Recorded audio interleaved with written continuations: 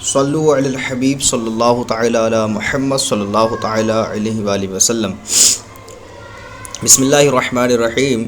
اذا نزل القرآن وفیہ ذکر الکفر مشبہ بالظلمات والبعید علیہ المشبہ بالرعد والحجج بینۃ المشبہۃ بالبرق۔ یہاں فرمایا جب قرآن نازل ہوا اور اس میں کفر کو ذکر کیا گیا، تاریکیوں کے مشابہ، اور اس پر وعید یعنی جو کڑک ہے، اس پہ جو دھمکی ہے وہ کڑک کے مشابہ ذکر کی گئی، اور دلائل بینہ، دلائل ظاہرہ کو بجلی کے مشابہ قرار دیا گیا۔ یصدون آذانہم، وہ اپنے کانوں کو بند کرتے ہیں، کیوں؟ لئلا یسمعوا، تاکہ وہ نہ سن سکے، فیمیلوا، تاکہ وہ اسے نہ سن سکیں، لئلا یسمعوہ، تاکہ وہ اس کو یعنی اس قرآن کو نہ سن سکیں، فیمیلوا الی الایمان، اگر وہ سن لیں گے تو کیا ہوگا؟ تو وہ ایمان کی طرف مائل ہو جائیں گے، وترک دینہم، اور اپنے دین کو چھوڑ بیٹھیں گے، وترک دینہم، اور اپنے دین کو چھوڑ دیں گے، اور ان کا دین کو چھوڑنا یہ ان کے نزدیک موت ہے، وہو عندہم موت، اور وہ ان کے نزدیک کیا ہے؟ ایک موت کے مانند ہے۔ واللہ محیط بالکافرین، اور اللہ کافروں کو گھیرے ہوئے ہے۔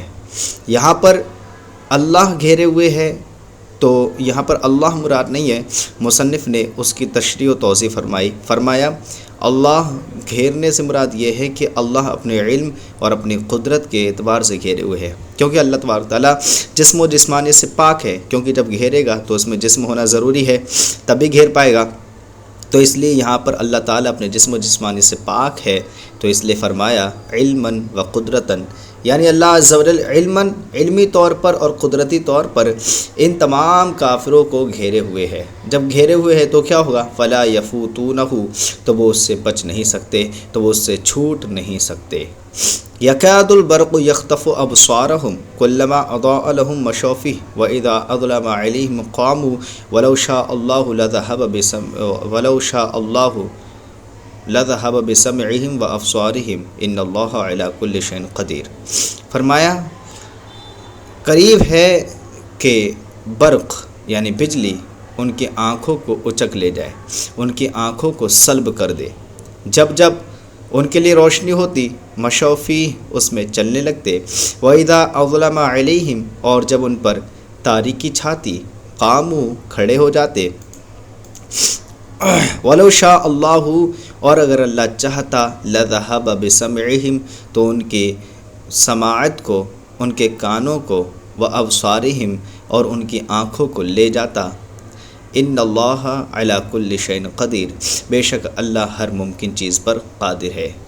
یہاں پر مصنف نے بتایا کہ یکادو یہ یقربو کے معنی میں ہے، کیونکہ یکادو یا فعال مقاربہ میں سے ہے، جیسے یقربو برق یعنی بجلی لے جاتی، یخطفو قریب ہے کہ بجلی ان کی آنکھوں کو، ابصارہم ان کی آنکھوں کو اچک لے جاتی، تو اچک لے جانے سے مطلب یاخذوها بسرعۃ، جلدی سے سلب کر لیتی، ہاں ضمیر ان کی آنکھوں کو جلدی سے سلب کر لیتی، یہ اندیشہ ہے۔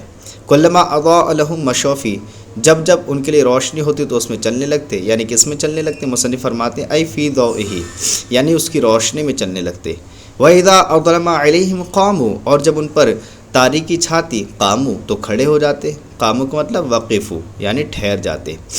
تو فرمائے تمثیل لإزعاج ما فی القرآن من الحجج قلوبہم، یہ جو بیان کیا گیا ہے یہ قرآن میں دلائل ظاہرہ بیان کیے گئے ہیں، دلائل ظاہرہ بیان کرنے کی وجہ سے ہیں جو ان کے دلوں میں پیدا ہوتے ہیں۔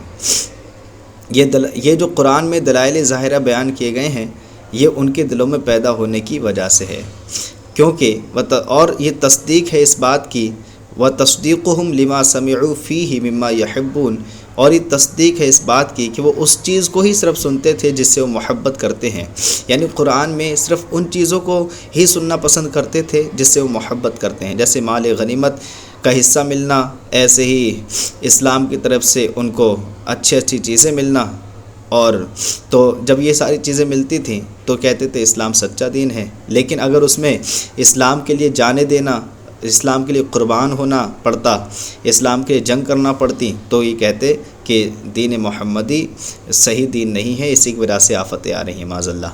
تو یہ کہتے تھے وَتَصْدِيقُهُمْ لِمَا سَمِعُوا فِيهِ مِمَّا يُحِبُّونَ، اور یہ تصدیق کرنا ان کی اس بات میں کہ یہ پسند کرتے ہیں اس چیز کو، تو اس کو سنتے تھے، وَوُقُوفُهُمْ، اور ان کا ٹھہرنا، اما یکرہون، جس سے وہ ناپسند کرتے ہیں۔ جب یہ ساری چیزیں کر لیں، وَلَوْ شَاءَ اللَّهُ لَذَهَبَ بِسَمْعِهِمْ، اگر اللہ چاہتا تو ان کی سماعت کو لے جاتا۔ یہ سماعت کس معنی میں ہے؟ بمعنی اسماعہم، یعنی ان کے کانوں کو لے جاتا، ان کے ظاہری کانوں کو لے جاتا، وابصارہم، اور ان کی آنکھوں کو لے جاتا، الظاہرہ، یعنی کیسی آنکھوں کو؟ ظاہری آنکھوں کو لے جاتا، کما ذہب بالباطنہ، جیسے کہ باطنی آنکھیں بھی ان کی جا چکی ہیں، اللہ تعالیٰ ان کی باطنی آنکھوں کو بھی سلب کر چکا ہے۔ ان اللہ علی کل شیء قدیر، بے شک اللہ تعالیٰ ہر ممکن شے پر قادر ہے۔ یہاں فتح فرمایا شاءہ، جس کو وہ چاہے، یعنی شاء اور یشیء جو آتا ہے یہ ممکنات کے لیے آتا ہے، یعنی اللہ تعالیٰ ہر ممکن شے پر قادر ہے۔ اللہ تعالیٰ کی قدرت جو ہے محالات اور واجب چیزوں سے ملی ہوئی نہیں ہے، اللہ تعالیٰ کے تحت قدرت یہ چیزیں شامل نہیں ہیں، یعنی ممکن، واجب اور محال۔ اب واجب اور محال کا اللہ تعالیٰ کی قدرت کے تحت داخل نہ ہونا، یہ ایسا نہیں کہ اللہ تعالیٰ کی قدرت میں کمی ہے، بلکہ کمی ان دونوں چیزوں میں ہے کہ یہ دونوں چیزیں اللہ تعالیٰ کی قدرت میں داخل نہیں ہو پا رہی ہیں۔ فرمایا ان اللہ علی کل شیء قدیر، بے شک اللہ تعالیٰ ہر شے پر قادر ہے، یعنی کن چیزوں پر؟ وَمِنْهُ اِذْهَابُ مَا ذُكِرَ، اور ان میں سے یہ بھی ہے، یعنی ان ممکن چیزوں میں سے یہ بھی ہے کہ اللہ تعالیٰ ان چیزوں کو سلب کر لے جو ذکر کی گئی ہیں، یعنی کان، آنکھ وغیرہ ساری کی ساری۔ امید کرتے ہیں کہ آپ کو یہ سبق سمجھ میں آیا ہوگا۔ اگر سبق سمجھ میں آیا ہو تو ہمارے چینل کو سبسکرائب کریں۔ السلام علیکم ورحمۃ اللہ وبرکاتہ۔